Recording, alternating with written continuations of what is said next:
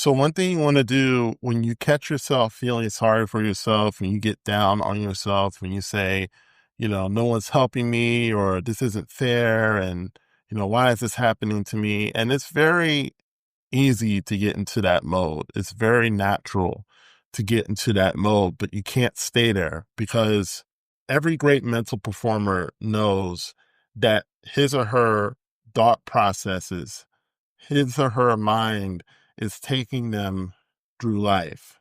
Okay. So your mind is like the horse. And if you're not directing your mind in the way that it needs to go, it's going to take you wherever it wants to go.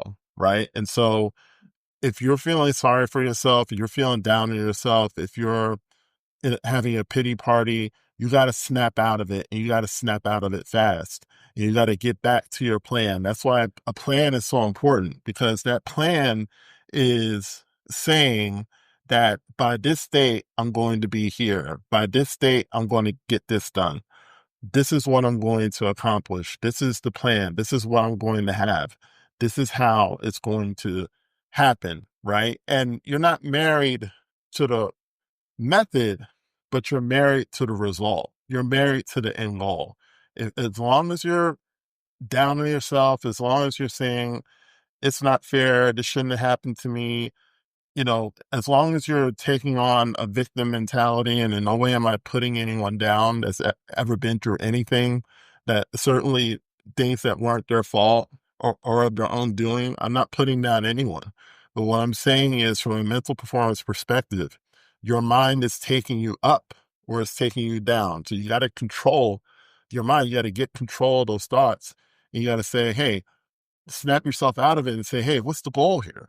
Right? Is the goal for me to be happy? Then I can't be thinking doom and gloom every day. If the goal is for me to be financially independent, I can't be thinking about that. Even though you may have debt, you can't be thinking that, right? If the goal is to be successful, I can't be thinking about a bad sales quarter. I can't be thinking about no, followers or no views. I can't think about that.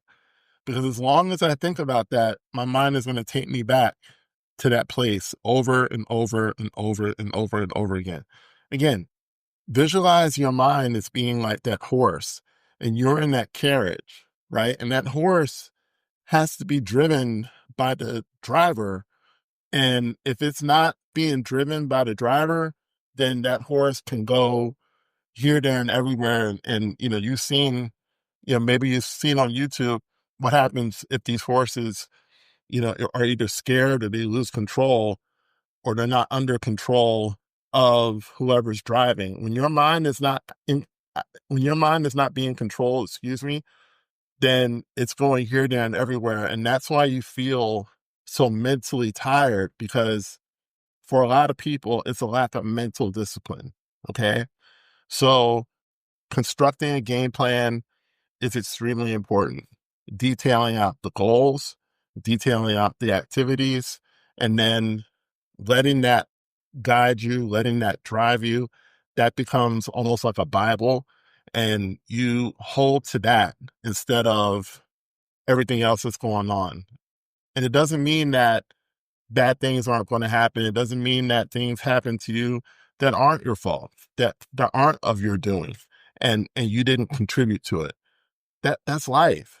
It happens to everyone, but you got to get control of the space between your ears and get focused and get back in position to win, in position to get the thing that you want, that you've been wanting all this time. And until you do that, the pity party is going to continue and it's going to continue taking you away from your goal. But when you take control of your mind, you're back on track, taking it to your goal. So thanks so much for listening. My name is Martin Williams. Don't forget to like, comment, subscribe, and share, and I'll talk to you soon.